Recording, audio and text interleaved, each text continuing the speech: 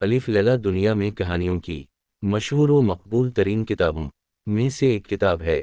اسے شام میں لکھا گیا، بعد میں جب یہ کہانیاں 1001 راتوں پر پھیل گئیں تو اس نام الف لیلا و لیلا یعنی 1001 راتیں ہو گیا۔ دلچسپ بات یہ ہے کہ اس کے بعد کسی لکھنے والے نے ان کہانیوں میں کوئی اضافہ نہیں کیا۔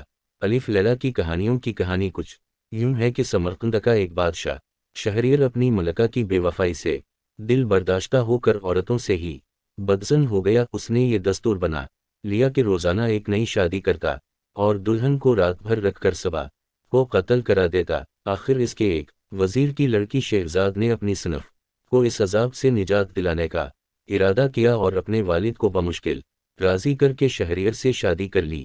اس نے پہلی رات ہی سے بادشاہ کو ایک کہانی سنانا شروع کی۔ رات ختم ہو گئی مگر کہانی ایک ایسے موڑ پر تھی کہ بادشاہ شہزاد کو ہلاک کرنے سے باز رہا۔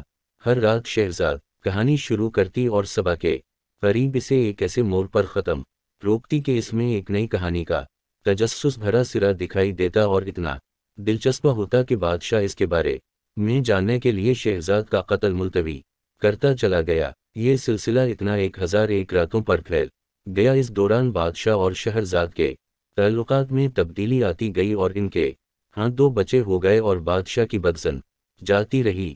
بعض محققین کا خیال ہے کہ عرب مورخ محمد بن اسحاق نے کتاب الفہرست میں کہانیوں کی جس کتاب کا ذکر ہزار افسانہ کے نام سے ہوا ہے وہ دراصل الف لیلا ہی ہے، اور اس میں جو کہانی بطور نمونہ ہے وہ الف لیلا کی پہلی کہانی ہے۔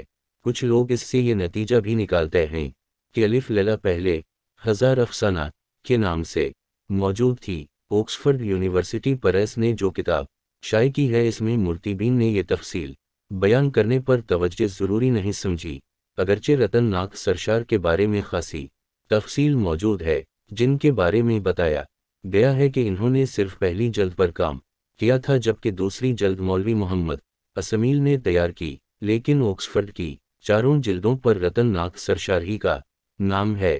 کیوں ہے اس بارے کچھ نہیں کہا گیا۔ یورپ میں سب سے پہلے ایک فرانسیسی ادیب آنتون بلان کو اس کتاب کا مخطوطہ 1690 میں ملا اور اس نے اس کا فرانسیسی ترجمہ 11 سال بعد شائع کیا۔ یہی ترجمہ اردو سمیت کم و بیش دوسری زبانوں میں ہونے والے تمام تراجم کی بنیاد بنا۔